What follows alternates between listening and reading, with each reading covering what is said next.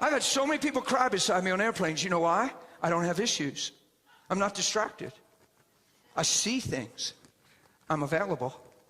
I'm not bothered by the seat I'm in. I don't care if it's the middle. I don't care if it's by the pooper. Come on, somebody's got to sit by the pooper. Why can't it ever be you? You're supposed to love one another. You're supposed to lay down your life and serve one another, not consider your own interests, but the interests of others. So you can't sit in the middle. Somebody's got to sit in the middle. You be the meat. Let them be the bread for a change. I get in the middle. I got somebody on both sides. So if they're all mic'd up and zoned out, at least I got double options. In fact, when you're in the middle and they're in the window and they seatbelt up, they're done. They're in. I ain't never seen nobody get out of one of them windows. Ever. But honestly, I've never seen nobody try. You know, I had a lady crying so hard beside me, the flight attendant came, tried to move her, thought I was pestering her. She gave me the stinky eye, man. That flight attendant, she gave me the stinky eye. She came and said, ma'am, I'm going to move your seat. And she just glared at me, and I just said, because I'm not defending a thing. I ain't justifying nothing. If I'm a blessing to her, she'll say so.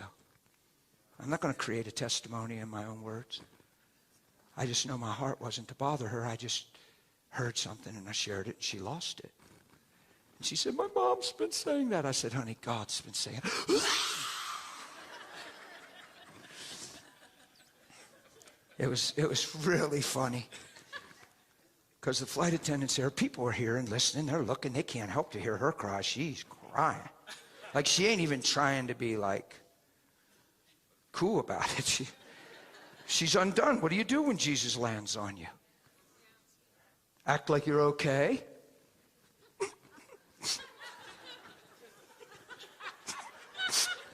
No, you stuff out your ears, your eyebrows. Flight attendant's barely up front yet, and I go, oh no, really? Lord, are you serious?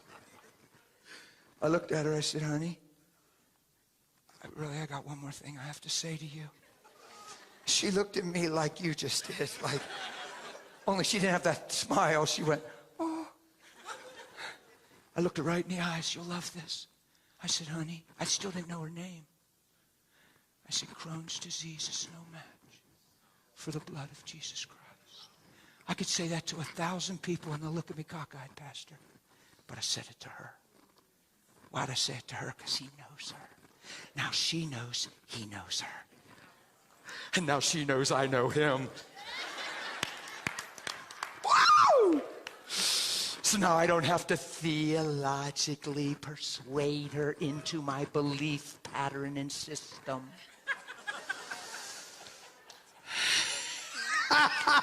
I'm preaching so good in your church. It's ridiculous. So watch this. So I said, Crohn's disease, no much. She's suffering terribly from Crohn's disease.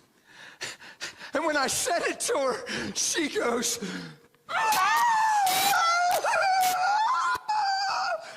and I looked, I went, uh-oh. She's coming, man. I mean, I know she didn't have it, but I thought I saw like a board in her hand or a ruler or something.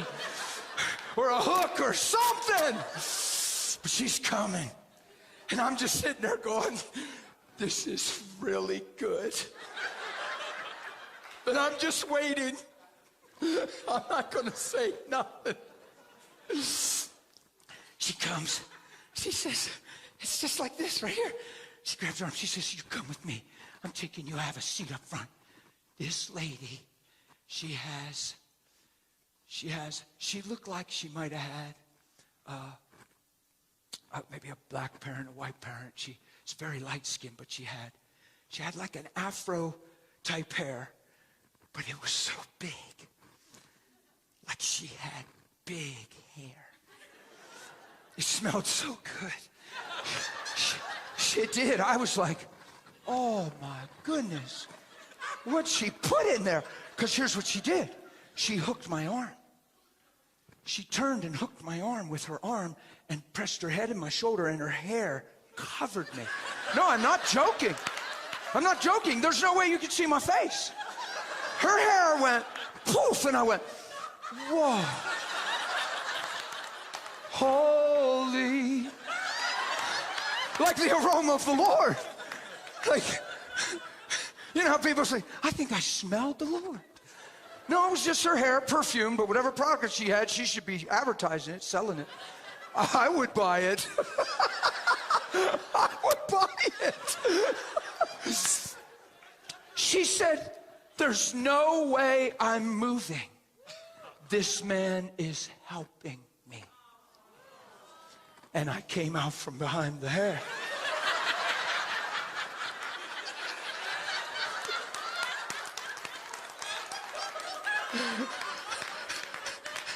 And I said, honey, I'm so sorry. You're just doing your job, and I know what it must have looked like.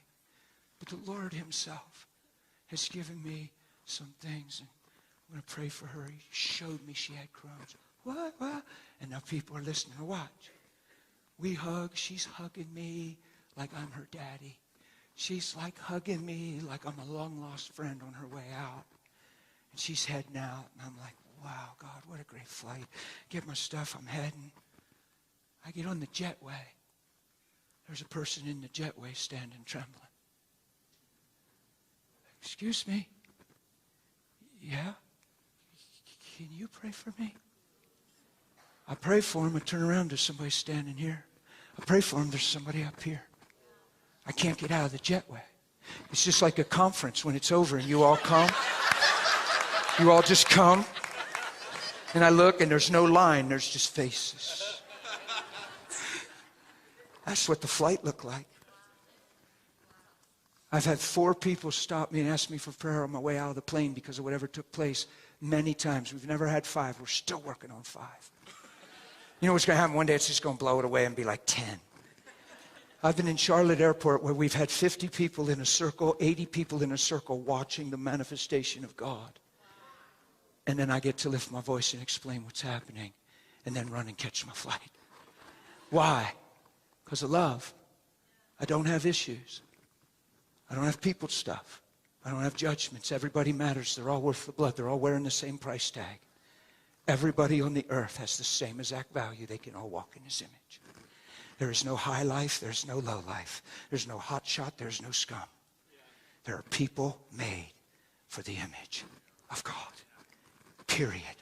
That's all I see. And if my eye is single, my whole body's flooded with light. Why? Because the eye is the lamp of the body. And if your eye's single, your whole body's flooded with. But if your eye's not single, darkness encroaches. And if the light in you is darkness, that's strange. If the light in you, that's perversion. That means you're created for the light. But if the light's been perverted into darkness, how great's the darkness? What's he saying? Just how twisted is your view on life and who you are, who he is, who others are. Because your view is what determines your expression. And if God can give us a revelation and you say, it can't be that simple. Oh, it's this simple. A child can get this, and unless you become like one, you'll never get it. If he can change my perspective, he's changing my whole world. And if he can get me to see through his eye, I'm in. This thing's going to be fun. Are you with me?